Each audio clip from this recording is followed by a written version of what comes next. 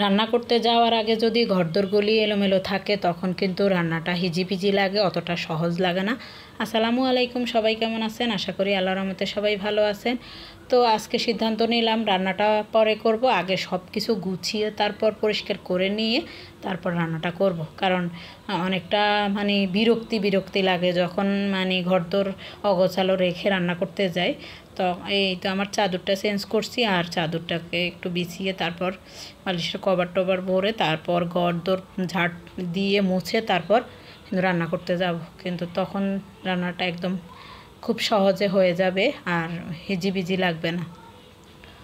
তো আসলে মানে মানে যখন সব কিছু গুছানো থাকে তখন আসলে আমাদের কাছে অনেকটা স্বস্তি শান্তি লাগে।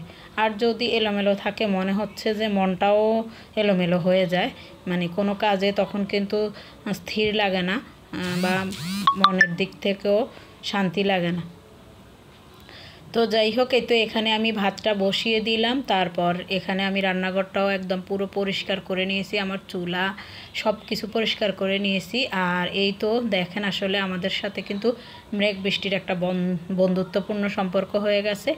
মেঘ বৃষ্টি আমাদের ছেড়ে যাচ্ছে না, কারণ এত বৃষ্টি এই বছরে হয়েছে, বন্যা তো হইলই। এখন বন্যাটা মোটামুটি অনেকটা যাওয়ার পথে, কিন্তু প্রতিদিন যে হারে বৃষ্টি হচ্ছে আর ওয়েদারটা প্রতিদিন যে হারে, সূর্য তো তেমন একটা দেখাই যায় না, একটু উঠলে তো আবার মেঘাচ্ছন্ন হয়ে যায় চারদিক।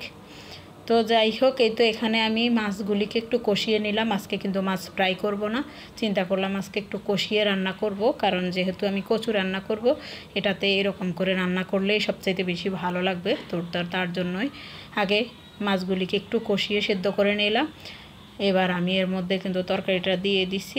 আর আজকে মনে হচ্ছে এতদিন পরে একটু ভালো মানের কচু আসছে, কিন্তু এই বছরের যতদিন এই কচুটা আনছে একদম বাজে পড়ছে, কিন্তু একটুও ভালো পড়ে নাই। তবে আজকের কচুটা অন্যরকম একটা, আগের সবসময় কিন্তু এই ধরনের কচু এ বাজারে থাকতো, কিন্তু ইদানিং এবছরে কী রকম বাজে বাজে কচু তরকারি আসছে, কিন্তু এগুলি সিদ্ধ হয় না, তারপর খেতে ভালো লাগে না। কিন্তু এটা অন্যরকম হয়েছে, খেতেও খুবই ভালো লাগছে। তো যাক, পানি দেওয়ার পরে আমি মাছগুলি দিয়ে দিলাম, আর পানি দিয়ে তারপর এটা জালে বসিয়ে দিলাম। তো একটু কচু তরকারি একটু তো পানি বেশি দেওয়া লাগে, আর জালটাও হতে হবে, নাইলে তো সিদ্ধ হবে না। তো যাই হোক, মোটামুটি ফুটে আসছে তরকারিটা, আর এরপরে হয়ে গেলে নামিয়ে নিব। তো আমার তরকারিটা হয়ে গেছে, কারণ একটু মাখা মাখা করা যাবে না, কারণ কচুর ঝোলটা একটু পরে বসে যায়, তো তার জন্য একটু ঝোল রেখে নামিয়ে নেব। এই তো আমার তরকারিটা হয়ে গেছে। আজ এই পর্যন্ত। আল্লাহ হাফেজ।